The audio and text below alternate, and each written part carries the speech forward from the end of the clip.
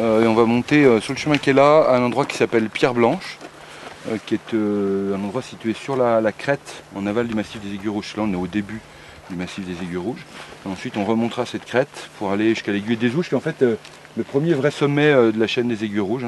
Ici c'est un endroit où il y avait le glacier à peu près 10 000 ans, 10-12 000 ans, il y avait des glaciers qui recouvraient la vallée et ils étaient à cette altitude-là.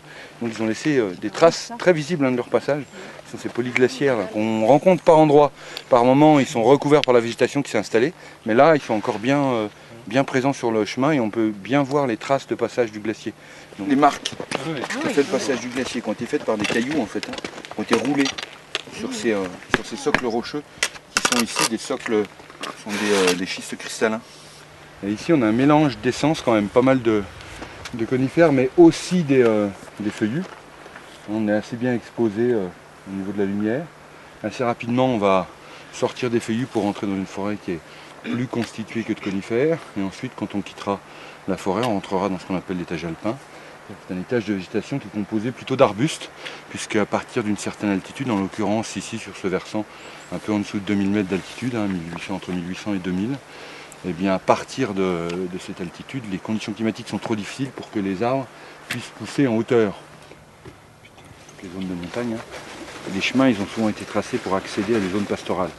Parce que la montagne a été exploitée de manière, le pastoralisme d'un côté, c'est-à-dire que là on utilisait les espaces herbeux, et puis bien sûr on utilisait la forêt aussi, puisqu'elle servait à construire, à se chauffer, etc. etc. Mais on peut dire qu'actuellement on a un paysage qui se referme, c'est-à-dire une forêt qui reprend ses droits, qui recouvre la plus grande partie des zones qui étaient autrefois des zones herbeuses pastorales, qui sont aujourd'hui abandonnées, parce qu'on a abandonné progressivement, presque complètement, l'agropastoralisme, en tout cas ici.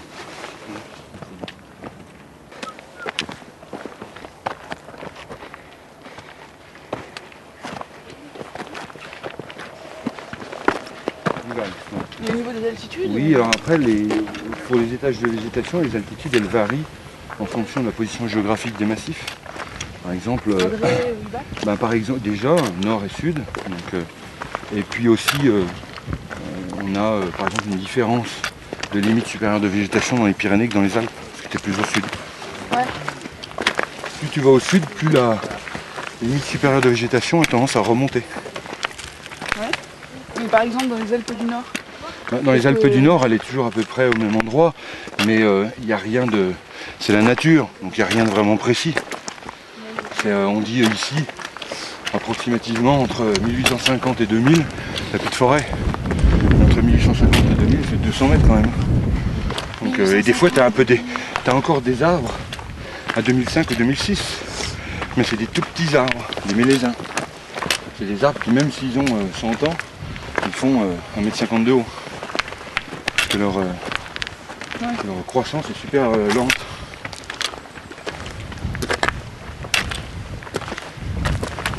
Et bon, en gros, le Collinéen, il s'arrête à 900.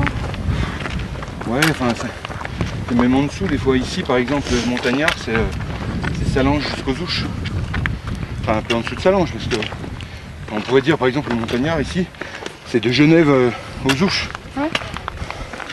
Parce que, si tu veux, la répartition, elle est aussi géographique, elle n'est pas qu'altitudinale. Comment t'expliquer ça?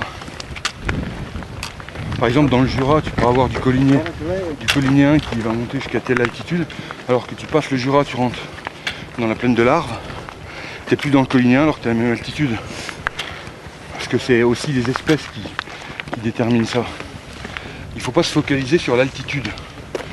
L'erreur, c'est de dire, bon, jusqu'à 1000 mètres, enfin jusqu'à 600 mètres, c'est du collinien, jusqu'à 1000 mètres, c'est du montagnard, jusqu'à 2000 mètres, c'est du subalpin, c'est pas forcément le cas. Si par exemple tu es dans un endroit qui est à 650 mètres, où tu as une forêt de hêtres et de sapins, bah, tu es dans du montagnard. Parce que la hêtraie sapinière, c'est là. C'est typique de l'étage montagnard. Jusqu'à présent, on dit bien les étages de végétation. Donc le point de repère, c'est pas l'altitude, c'est la végétation.